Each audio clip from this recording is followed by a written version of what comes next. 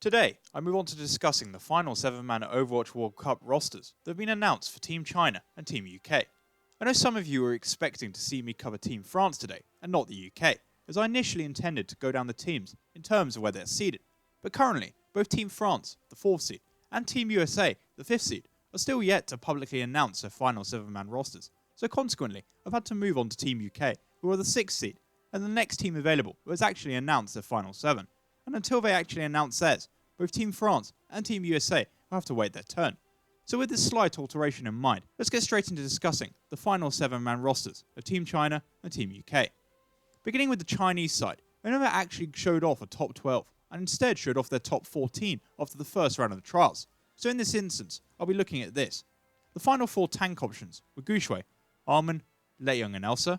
In running at DPS were Crystal, Eileen, Jinmu and Leave. Whilst there were a plethora of options at support, with Yveltal, Keo, Gary, Coldest, Farway and Secret all competing for a spot on the team. With RUI coaching Team China again for this year, it was unsurprising, as the current head coach for the Chengdu Hunters, a lot of his team found themselves in the running for a spot on the side. But what was nice, particularly at the flex support position, was to see some of the brightest talents from contenders get a chance. And if you want a more detailed breakdown of each player involved, I recommend you go back and watch my Who Makes Team China video, which I'll link in the description below. In regards to the final 7-man roster though, Guxue was selected at main tank, Elsa at flex tank, the support duo is Yveltal and Keo, whilst the 3 players at DPS who were chosen are Jinmu, Eileen and Leave, meaning that in terms of my earlier predictions, I got 6 out of 7 correct, with the only difference being my selection of Crystal over Eileen. At first glance, there can't be too many complaints with this side. They should hold a lot of potential and promise to compete right at the top with the best Overwatch World Cup sides this year. However, there are some certain areas I want to address, but following some recent performances, potentially leave some questions about this lineup. In regards to this, I want to focus specifically on the battle for the main tank position between Guxue and Armin. Of course, when looking at this a month ago, Guxue seemed to be the obvious candidate, with him performing excellently and making his way into the MVP race. Although even back then, I suggested perhaps looking at bringing along Armin as an alternative or 7th man, whose Orisa and Hammond are superior in the head-to-head, while securing this team should the meta resemble Bunker rather than Goats. Fast forward a month, and following the introduction of 222, as well as the pull port meta, we are currently seeing it appears that this issue may have warranted a closer look. I acknowledge that there's only been 2 weeks of Overwatch League action to look at, but in the 2 matches he's played, Guxue has notably struggled in his adjustment to playing Orisa more, having much less of an impact overall. Armin, meanwhile, has reminded everyone why he earned the title of Giga Chad with some incredibly impressive displays on both Orisa and Ball, that has helped the Hunters to a really strong start to Stage 4. In my eyes, therefore, a very strong case could be made with the meta the way it currently is, and seeing how likely it is that the team will run Chengdu-style strats under the direction of RUI. Perhaps Armin would have better suited the side, but we'll have to see how Guxue adapts, and if the meta shifts towards his stronger heroes of Winston and Ryan over the coming months. Looking at the rest of the side, I think all the other right choices have been made in regards to Elsa and Yveltal. The DPS that was selected in the end make a lot of sense, and whilst I initially selected Crystal, I can understand Eileen being picked ahead of him with proficiency on Sombra and Doofus, adding variation to the side alongside the quality performances of Jinmu and Leaf, as well as the fact I'm sure leaving out Crystal and his drama will help the team function more smoothly. Perhaps the only other question mark in this site is at flex support, with some people I'm sure believing a player like Coldest is more talented than Keo.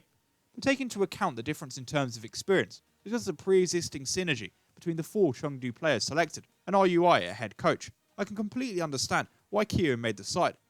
Overall, I think this is a very strong lineup for this year's World Cup, and should the meta remain similar to what it is at the moment, I reckon they'll be one of the strongest sides competing. The main thing to judge is how well Guxue adapts to playing heroes like Orisa, or indeed, if there is still a major meta shift to come, how well the rest of the team reacts, the normal randomness associated with the Hunters, I'm sure probably applying to Team China as well for this year.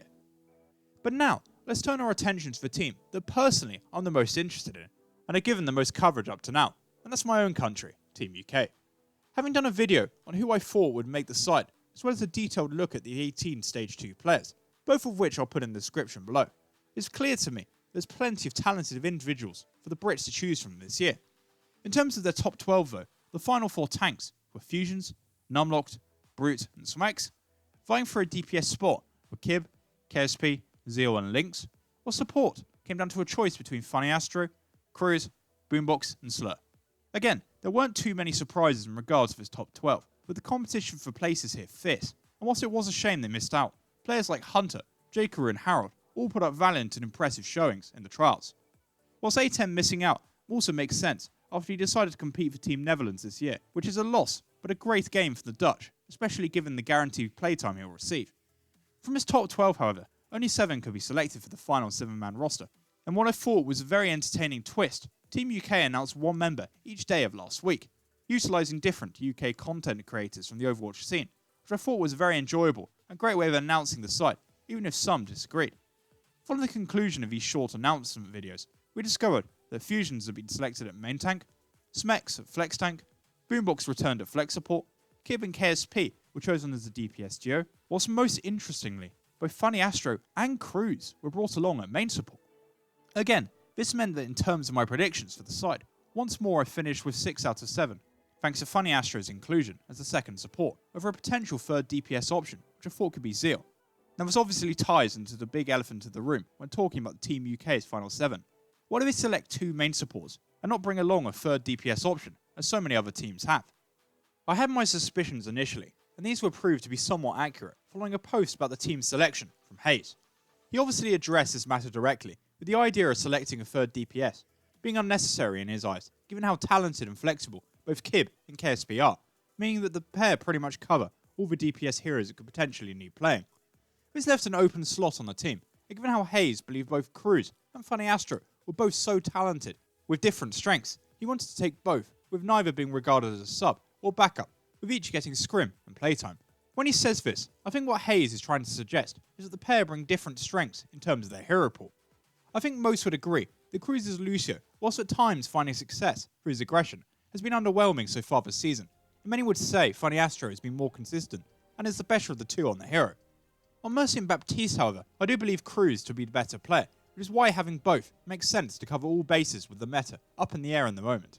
Add into the mix the talent, experience and pre-existing synergy with pretty much everyone else on the side. I can't have any major complaints about who was selected and why, with Hayes and Miles doing a really good job throughout the trialling process. The only other player who might have some questions is Fusions, who's not been playing well in his recent matches, whilst Numlock has conversely put on some nice showings. That said, for his leadership alone, I think his position is justified in the side, with plenty of time still to iron out the flaws in his game. Team UK excelled last year due to their mastery of GOATs compared to the others, and this year with 2-2-2 coming into play, I reckon we could do quite well again, with talented players at each position, but only time will tell, with the upcoming hurdle having to make it through the qualification bracket first before we make it into BlizzCon. With this roster, we certainly should, and then, who knows what will happen. And with that, we reach the end of my Team China and Team UK final 7-man rosters video, and I'd like to thank you for watching.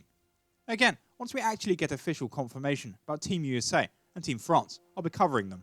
Otherwise, I'll return on Friday with my next 2 teams on the list, after my playoff race video tomorrow.